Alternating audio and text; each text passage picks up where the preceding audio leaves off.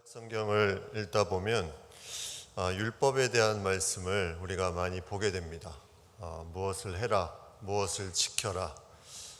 이 율법에 대한 말씀을 많이 읽다 보면 상당히 부담도 되고 이 많은 걸 어떻게 다 지키나 하는 생각도 듭니다. 근데 성경의 큰 줄기에 보면 그런 율법의 많은 말씀들이 구약에 기록되어 있지만 그 중에 아름다운 복음에 관련된 부분들이 계속해서 우리 가운데 들려오는 것을 우리가 보게 됩니다. 그것이 율법적인 것처럼 들려지지만 그 속에는 하나님의 놀라운 은혜가 또 신약 시대에 오시는 예수 그리스도에 대한 부분들을 우리에게 나타내 주는 부분들이 많이 있다는 거죠. 오늘은 물에 대한 얘기를 좀 많이 하려고 합니다. 이 물은 무엇일까?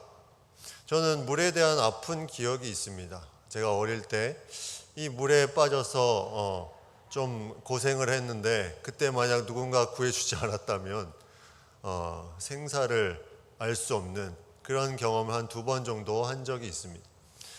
근데 이 물은, 오늘 본문에 나오는 이 물은 그러한 물에서 나와야지 살 수 있는 물이 아니라 오히려 그 물 속으로 더 깊이 들어가야 살 수 있는 물을 우리에게 보여주고 있습니다.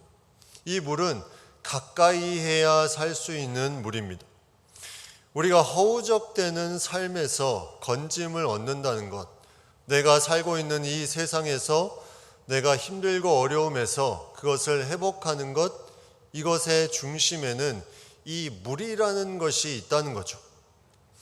우리가 회복이라는 것을 말할 때 참 기준이 모호하고 약간 추상적입니다. 나는 회복됐다. 나는 회복될 거야. 이런 말이 상당히 모호하고 추상적인데 오늘 본문은 그 모호하고 추상적인 것들을 이미지화 시켜서 회복되는 부분들을 우리에게 선명하게 보여주고 있습니다. 에스겔이 바벨론 포로 그발 강가에서 그 바벨론의 그 한 곳에서 하나님의 말씀을 듣고 또 그 말씀을 백성들에게 전하는 내용으로 구성되어 있습니다. 에스겔의 40장부터 48장까지는 그가 본 환상, 그래서 새 성전에 대한 환상, 새 땅에 대한 환상이 그 가운데 나타나 있는 것을 보게 됩니다. 이스라엘 백성들이 바벨론 포로 가운데 있었지만 그들에게 회복시킬 새로운 성전, 새로운 땅, 그들의 다시 누릴 수 있는 그런 미래들을 말씀 가운데 보여주고 있다는 거죠.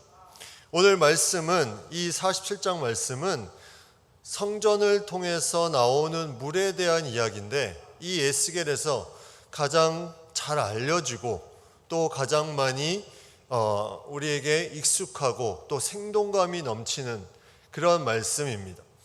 마른 뼈가 살아나는 에스겔 37장의 말씀과 함께 우리가 이 말씀을 들으면 이미지화되어서 이렇게 물이 흘러가서 넘쳐나는 것을 우리가 보게 된다는 거죠.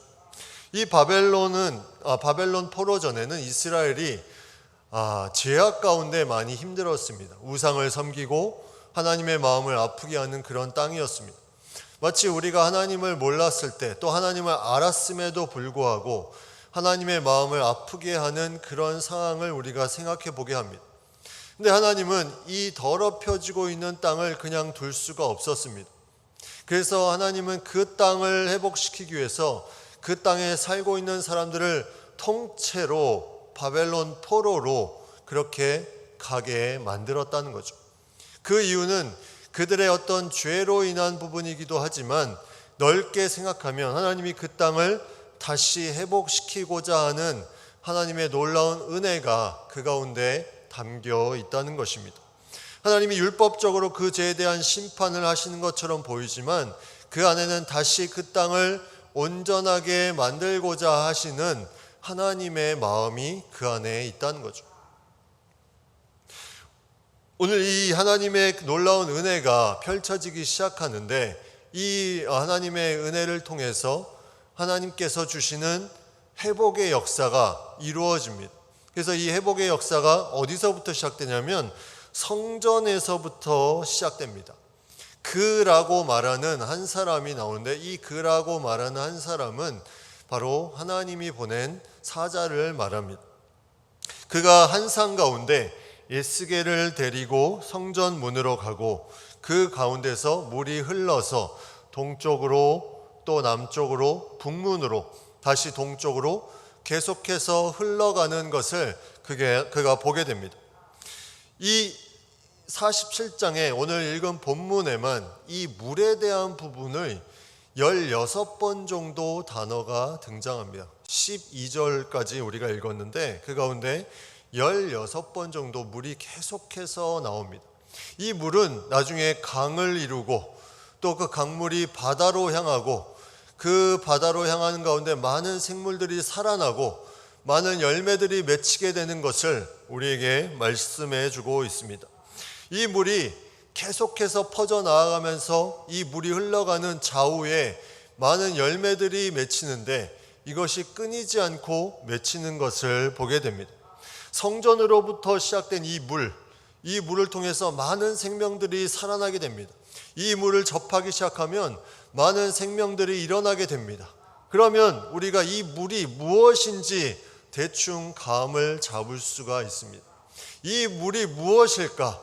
우리를 살아나게 하고 많은 자연을 다시 새롭게 하고 하나님의 놀라운 역사가 이 가운데 나타나게 하는 이 물, 생명을 주는 물, 참된 만족을 주는 물, 회복시키는 물, 치유시키는 물, 하나님의 생명수, 바로 신약 시대에 오신 예수 그리스도를 상징하는 것을 우리가 생각해 보게 됩니다. 이 물은 성소로부터 흘러나와서 하나님의 임재의 역사가 흘러나가게 하는 물입니다. 이 물은 하나님의 놀라운 복을 누릴 수 있게 하는 그런 물입니다. 이 물은 하나님과 백성의 관계를 다시 회복시키는 물로 흘러가게 됩니다. 우리가 힘들고 어렵고 아프고 고통 가운데 있을 때 그 영혼을 다시 회복시키시고 치유시키시고 다시 새롭게 하시는 그런 물로 흘러가고 있다는 것입니다.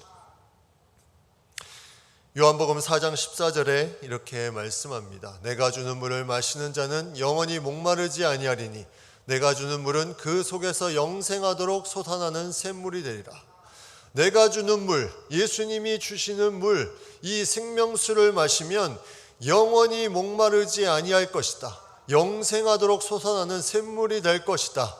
하나님의 주신 이 놀라운 은혜로 주신 예수 그리스도를 통해서 주시는 생명수가 임하는 그 때에 놀라운 영생이 솟아나고 그 영혼이 새롭게 되는 그런 놀라운 역사가 나타나게 된다는 거죠. 이 물이 처음에는 우리가 느끼지 못했습니다. 우리가 교회에 처음 왔을 때를 생각해 보십시오. 우리가 처음에 교회에 온다고 이 물을 제대로 느꼈습니까? 그렇지 않았습니다. 처음에는 마치 오늘 본문에 나오는 물이 흘러가서 처음에는 발목에, 그 다음에 무릎에, 그 다음에 허리에, 그 다음에 건너지 못할 강이 된 것처럼 처음에는 느끼지 못했지만 이것이 점점 흘러서 이제는 그것을 보기만 해도 깨달을 수 있는 그런 상황에까지 오게 된다는 거죠. 오늘 이 천사는 이 물의 길이를 재기 시작합니다. 근데 그 단위를 어떻게 끊었냐면 천척이라고 이제 말씀하고 있습니다. 천척을 4번에 걸쳐서 측량하고 있습니다. 첫 번째 천척을 측량합니다. 이 천척은 지금 우리 길이로 환산하면 약 500m 정도 되는 그런 거리입니다. 천척을 환산했는데 그 성전에서 흘러 나오는 물이 자신의 발목까지 이제 오게 되는 그런 물이 됩니다. 발목에 오게 되면 어떤 생각이 듭니까? 우리는 생활하는데 별로 그 물을 의식하지 않을 수가 있습니다. 발목에 있으면 뛰어갈 수도 있고 걸어갈 수도 있고 지금 하고 있는 것을 그대로 다 할 수도 있는 그런 물의 깊이입니다. 근데 다시 천척을 측량하면서 나아갑니다. 이제 500m를 더하니 1km 거리에서 그 물의 깊이를 재니 이제는 무릎까지 왔다고 말하고 있습니다. 무릎까지 왔다는 것은 이제는 조금 내가 무언가를 하기에는, 내가 혼자 무언가를 하기에는 불편한 정도에까지 갑니다. 이 무릎까지 물이 찼다는 것은 뛰기에 좀 어려운 상황임을 우리가 생각해 보게 됩니다. 그러나 걸을 수는 있습니다. 무릎까지 있기 때문에 우리가 조금 그 부분을 생각하면서 물이 있는 것을 인지하면서 걸을 수 있다는 거죠. 그런데 또 한 번 천척을 재니 이제는 1500m, 1.5km 거리에서 이제는 허리까지 오게 됩니다. 이 물이 허리까지 왔다는 것은 이제는 뛰기 어려울 뿐만이 아니라 걷는 것도 제대로 할 수 없는 그런 깊이가 됩니다. 내가 아무것도 할 수 없는 깊이가 이제 서서히 다가오고 있습니다. 그런데 마지막 네 번째 측량했더니 2km, 500m를 4번 곱했더니 2km 거리에 있더니 거기는 건너지 못할 강이 되었다. 이제는 인간이 할 수 있는 것이 아무것도 없습니다. 그 물을 바라보면서 하나님께서 이 인간이 그 물속에서 내가 이제 그전에는 내 힘으로 무언가를 해보려고 했지만 그 물속에서 주는 놀라운 도움이 아니면 우리는 그 물을 건널 수가 없는 그런 상황에 거하게 됩니다.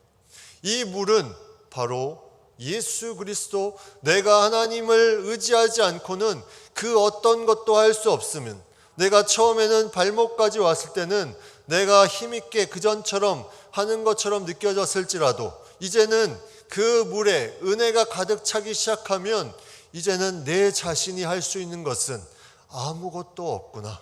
이제는 내가 하나님의 물 가운데 나아가는 것밖에 없구나. 이것을 인식하기 시작하는 그 순간 우리 안에 놀라운 하나님의 역사가 일어나기 시작한다는 것을 말씀 가운데 우리에게 보여주고 있는 것입니다. 이 물은 하나님의 놀라운 생명수입니다. 이 물을 접하는 자마다 그 가운데 하나님을 의지하며 하나님의 놀라운 구원의 역사를 맛볼 수 있는 삶으로 나아가게 된다는 것입니다. 이 물은 계속 흘러갑니다. 지금도 성전을 통해서 이 땅에 죽어가는 영혼들에게 흘러가고 있습니다. 근데 이 물은 창세기부터 성경의 마지막인 요한계시록까지 계속해서 나타나는 그런 물, 우리에게 주는 이 놀라운 은혜의 물로 우리에게 나타나고 있습니다. 창조시에 에덴에서 발원하여 흘러서 동산을 적셔서 그 안에 동산에 있는 많은 나무들을 살리게 한 것이 바로 물이었습니다. 마지막 요한계시록 22장에 보면 그 강 좌우편에 이 중간에 물이 흘러서 그 안에 열매가 맺히고 많은 나무들이 새롭게 하고 하나님의 놀라운 은혜의 역사가 나타나는 것, 그 중심에는 물이 있었습니다. 이 물은 신약 성경, 구약 성경 통째로 창조 시대부터 마지막 시대까지 계속해서 흘러 생명을 살아나게 하고 많은 열매를 맺게 하는 그런 물로 우리에게 다가오고 있다는 거죠. 저는 에스겔서가 너무나 좋습니다. 왜냐하면 에스겔은 포로된 그 백성들에게 하나님의 놀라운 이 물을 통한 하나님의 놀라운 구원의 역사를 이루어가는 것을 에스겔의 그 말씀을 통해서 우리에게 들려주고 있기 때문에 이 말씀을 가지고 살아가면 어떠한 어려움, 어떠한 힘든 것도 이겨낼 수 있는 놀라운 중심을 우리에게 주기 때문에 너무나 복음적인, 이것은 율법이 아니라 하나님의 은혜요 복음으로 우리에게 다가오는 말씀으로 주어지고 있다는 것입니다. 이 천사는 에스겔을 강가로 돌아가서 이제 그 강물을 보게 되고 그 나무가 강 좌우편에 심이 많은 것을 보게 됩니다. 그리고 이 강물이 바다로 흘러 들어가는 것을 그 가운데 보게 됩니다. 어디까지 갔냐면 아라바로 내려가서 바다에 이르게 됐다고 말씀합니다. 이 아라바라는 곳이 어디일까? 하나님의 이 물의 의미, 계속해서 천척 측량하면서 내려가는데 4,000척, 2km, 2,000m의 그런 거리에서 물이 멈추었다는 것이 아니라 이 물은 계속해서 쌓이고 쌓여서 이 성전에서 이것이 흘러가서 모든 백성들에게 임하여서 그 모든 것에 느끼지 못하는 사람이 없을 정도로 세계 만방 곳곳에 이 물이 흘러서 나아갔다는 거죠. 이 물은 마치 우리가 바다를 생각하면 쉽게 이해할 수 있습니다. 바다가 처음에 해변가는 물이 얕죠. 근데 점점 깊이 들어갈수록 이제 그 안에는 계속 우리가 건너지 못할 그런 깊이가 됩니다. 그러나 우리가 해변가에서 그 깊이를 바라보면 그것을 우리는 한눈에 다 볼 수가 없는 엄청난 넓이와 깊이를 우리가 생각해 보게 되는 거죠. 하나님의 은혜, 놀라운 생명수 되신 이 물의 의미가 바로 이러한 것입니다. 우리가 이러한 깊이를, 이 넓이를 다 이해할 수 없지만 여기에 모든 사람들이 그것을 다 물을 경험하게 되고 그 물의 의미를 깨닫게 되는 그런 부분들이 계속해서 이루어지고 있다는 거죠. 이 물이 아라바라는 곳으로 갔다는 것은 이 아라바, 지금으로 말하면 사해 근방에 있는 이 도시 아라바, 그래서 아라바 바다라는 말을 사해의 다른 말로 쓰기도 합니다. 이 사해가 무엇입니까? 사해, 죽을 사자를 써서 죽은 바다입니다.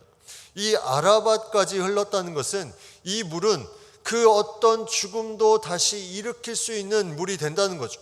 아무리 힘들고 어렵고 죽어가고 아파하고 고통 가운데 있을지라도 이 물이 있으면 다시 솟게 되는 놀라운 역사가 그 가운데 나타나게 된다는 것입니다. 이 사해는 세계적으로 염분이 강한 그런 바다입니다. 그래서 보통 바다에 5배 이상의 염분을 가지고 있다고 말하죠. 근데 이 사해는 수면이 지중해보다 한 580m 낮습니다. 게다가 여기에 들어오는 많은 유해 물질들이 빠져나갈 곳이 없고 또 강한 열을 통해서 물만 증발돼 버려 그 땅에 염분이 점점 높아지고 죽어가는 땅이 된 곳이 바로 사해입니다. 근데 이곳이 성전에서 나오는 물을 통해서 다시 바다를 이루고 그 가운데 생물들이 살아나는 역사가 그 가운데 나타나게 됨을 오늘 말씀은 우리에게 들려주고 있습니다. 이 사회의 생명체가 살게 되려면 그만큼 많은 물들이 필요합니다. 그러나 하나님의 놀라운 은혜는 그것을 초월하여 더 엄청난 물로 그들에게 임하고 그곳에 다시 생명이 살아나는 놀라운 역사가 나타나게 된다는 거죠. 내 안에 메마른 그런 부분들, 내 안에 아직 하나님의 은혜 가운데 있지만 메말랐던 부분들, 그런 부분들이 생각이 된다면 이 물을 우리는 가까이 해야 되는 것을, 다른 것이 아니라 이 물을 의지해야 되는 것을 우리가 생각해 보게 됩니다. 내가 물 가운데 나아가기 시작하면 이제는 그 물이 나의 안에 놀라운 것들로 죽어가는 것들을 살아나게 하는 놀라운 힘이 되는 우리가 보게 되는 거죠. 이 생명수를 통해서 놀라운 열매가 맺어지는 회복의 그런 시간들이 우리의 삶 가운데 이루어지게 된다는 것입니다. 불가능은 없다. 이 아라바 바다, 이 사해를 통해서 말씀해주고 있는 것은 그 어떤 죽은 영혼도 불가능은 없다. 다 살릴 수 있다는 거죠. 저 사람은 아니다 생각하는 그 사람까지도 이 물이 흘러가면 놀라운 구원의 역사가 일어나게 된다는 것입니다.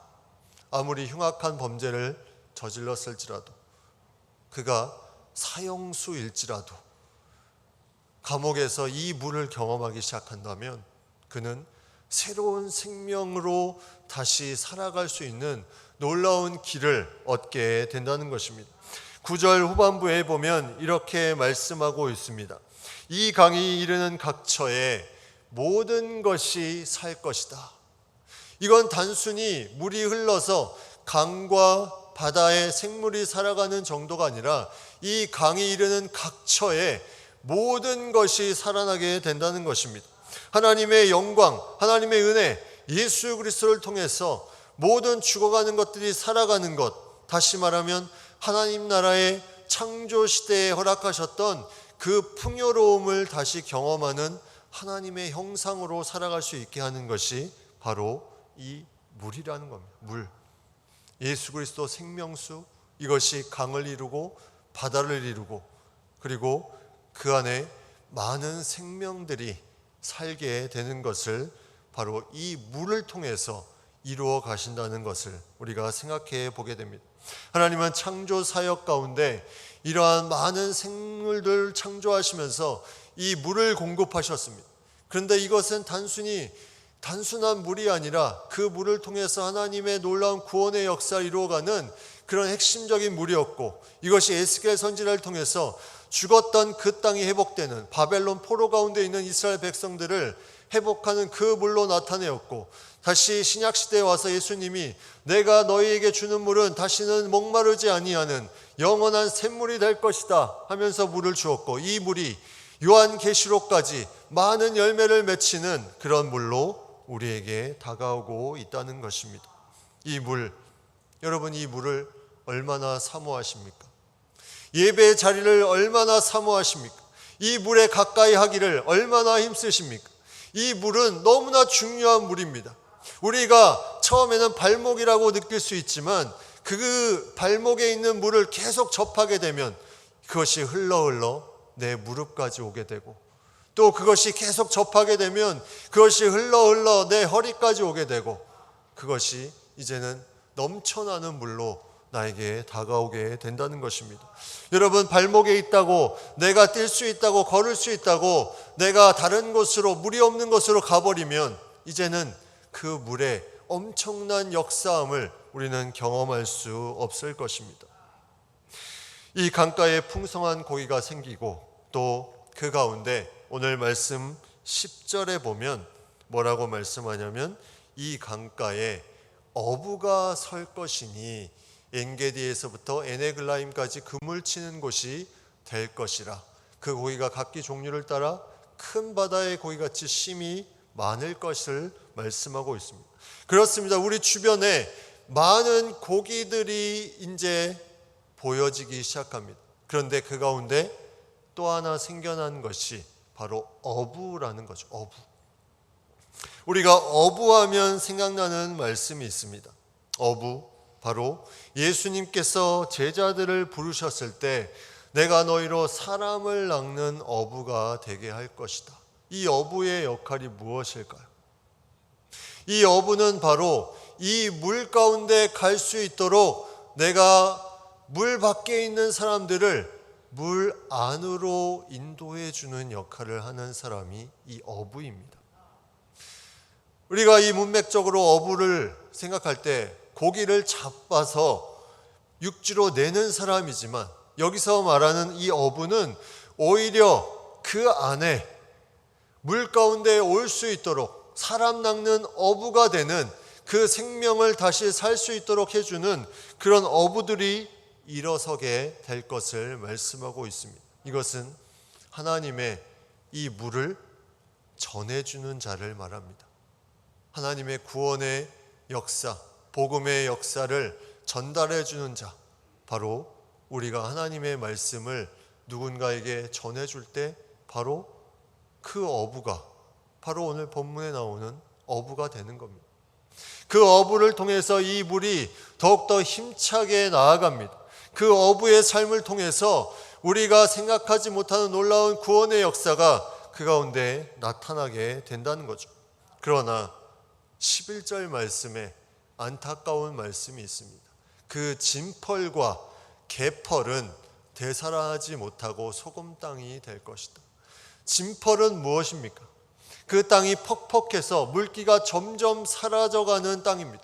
물이 있었지만 물기가 점점 사라져가서 진펄이 됩니다. 이제 물에 영향이 없고 그냥 그 안에 퍽퍽한 땅이 되어버리는 이 진펄. 개펄은 또 뭡니까? 개펄은 바닷물이 다 흘러나가서 갯벌과 같이 물이 사라져버리는 그 땅. 이게 바로 갯벌이죠. 물의 흐름이 더 이상 있지 않고 물이 그 가운데 있지 않은 그 상태, 진펄과 갯벌은 되살아나지 못할 것이다. 소금 땅이 될 것이다. 이제 그러한 땅이 사해로 바뀌어버리는 그러한 땅이 될 것이라는 거죠. 우리가 물 가운데 나아가지 않으면 우리도 진펄과 갯벌이 될 수 있다는 것입니다. 고인 웅덩이와 같은 그런 물음의 흐름이 없는 곳, 이곳에서 우리는 나와서 물이 잘 돌아가는 곳에 우리가 그곳에 거할 때 하나님께서 놀라운 역사를 우리 가운데 이루어 주신다는 거죠. 물은 계속해서 흐르고 있습니다. 그리고 이 물은 이제는 각종 열매를 맺는 물로 나아가고 있습니다. 우리의 물, 우리 가운데 주신 은혜의 물, 우리는 우리의 삶에 이 물이 흐르는 속에 거할 수 있어야 됩니다. 물이 흐르지 않고 내가 삶을 살아가기에는 너무나 어려운 세상입니다. 이 물이 내 삶에 흐르고 있는지 내가 한번 점검해 보십시오. 내 안에 예수 그리스도가 주일이 아닌 내 삶의 평일에 역사하고 있는지, 이 은혜 가운데 있는 이 같이 예배드리는 이 시간뿐만이 아니라 내가 살아가는 평상시의 삶에 이 물의 흐름이 나를 통해서 계속해서 일어나고 있는지 우리는 그 부분을 점검해 봐야 됩니다. 우리의 시간은 그러한 물의 흐름을 통해서 의미가 있는 시간으로 바뀌게 됩니다. 그러나 물이 흐르지 않으면 진펄과 갯벌과 같은 삶을 살다가 다시 주님 앞에 나와서 물을 공급받고 또 세상에 나가서 진펄과 갯벌이 되고, 이것이 얼마나 안타까운 인생입니까? 계속 물은 흐르고 있는데, 그 물이 우리의 삶에 계속해서 흐르고 있는데 이것을 일주일에 하루만 인식한다면 이것이 얼마나 안타까운 일입니까? 우리가 건너지 못할까? 우리의 힘으로 무언가를 할 수 없는 그 물을 우리는 주목하십시오. 그것을 주목할 때 우리에게 놀라운 은혜가 임하게 될 것입니다. 시편 138편 7절 내가 환난 중에 다닐지라도 주께서 나를 살아나게 하시고 주의 손을 펴사 내 원수들의 분노를 막으시며 주의 오른손이 나를 구원하시리이다. 이 물에 하나님께서 놀라운 구원의 역사, 또 내 원수들을 막는 역사, 또 나를 살아나게 하는 역사를 계속해서 이루어 주십니다. 내 힘으로 무언가를 하려는 그 순간은 나는 진펄이 되고 갯벌이 될 수밖에 없음을 여러분 생각하시기 바랍니다. 내가 믿고 내가 의지하고 나아갈 유일한 분은 바로 이 물 대신, 이 생명수 대신 예수 그리스도를 의지하는 것만이 내가 이겨낼 수 있는, 내가 다시 힘있게 나아갈 수 있는 것임을 우리가 생각해 보시기 바랍니다. 우리는 또한 이 은혜 가운데 어부로서의 삶을 잊지 말아야 됩니다. 이 은혜를 받은 사람들은 자연스럽게 어부로 서게 됩니다. 이 은혜가 계속해서 다가오면 그 가운데 사람들이 감당하지 못하는, 모든 주변의 사람들에게 영향을 미치는 이 어부의 삶을 살게 됩니다. 어제 창작 오페라 일사가고 주기철 목사님이 일대기를 그린 오페라를 보고 왔는데, 그 오페라를 가만히 보면서 너무나 잘 만들기도 했지만 과연 저렇게 순교하실 수 있는 언인은 어디에 있었을까? 과연 주기철 목사님이 갑자기 순교하겠다 해서 순교하신 것일까? 제 설교 준비를 하면서 그 오페라를 이제 생각하게 됐는데 그 가운데 하나 딱 떠오르는 마음이 있었습니다. 그 목사님에게 흐르고 있는 그 물이, 그 생명수가 목사님이 그러한 목사님의 결단이 아니라 그 생명수가 목사님을 휘어잡으니 그 주변에 있는 사람들도 동일하게 그것에 대해서 함께 아프지만 함께 할 수 있는 그런 놀라운 물의 흐름이 거기에 있었다는 것을 그 오페라를 통해서 느낄 수 있었습니다. 그 물의 흐름이, 성전에서 계속 흘러나오는 이 물의 흐름이 모든 성도들에게 같이 흐르고 있다면 이것이 놀라운 하나님의 역사를 이루는 놀라운 물이 되는 것임을 그 가운데 깨닫게 되었습니다. 어떠한 일이 있던지, 어떠한 아픔이 있던지, 우리 가운데 이 물의 흐름이 있다면 그 물이 흐르는 곳에는 생명이 있고, 또 그 생명이 있는 곳에는 어부들이 일어나고 또 열매가 맺히게 될 것입니다. 이러한 놀라운 구원의 역사, 이러한 놀라운 하나님의 은혜의 역사에 우리가 살아가기 위해서 여러분 삶 가운데 이 물을 계속해서 흘려 보내십시오. 이것만이 우리가 살아날 수 있는, 다시 회복될 수 있는, 하나님의 놀라운 은혜 가운데 거할 수 있는 우리의 유일한 길임을 잊지 마시기 바랍니다. 같이 기도하겠습니다. 생명수 되신 놀라운 예수님을 이 땅에 보내주신 좋으신 하나님, 그 물을 저희가 의지하며 나아가기 원합니다. 주일에 또 평일에 모든 삶 가운데 그 물을 흘러넘치고 있습니다. 그 물을 의지하며 죄의 삶을 맡기며 내가 바라보는 이 세상이 아니라 하나님이 놀랍게 역사하시는 이 세상에 저희가 통로가 되어서 그 물의 은혜를 가지고 살아가는 우리의 삶이 되게 도와주시고, 그것을 통해서 우리가 하나하나 바라보며 열매를 맺어가며 하나님의 기쁨이 되는 귀한 강가의 아름다운 나무와 같이 자라나도록 주의 은혜를 더하여 주시옵소서. 예수님의 이름으로 기도드립니다. 아멘.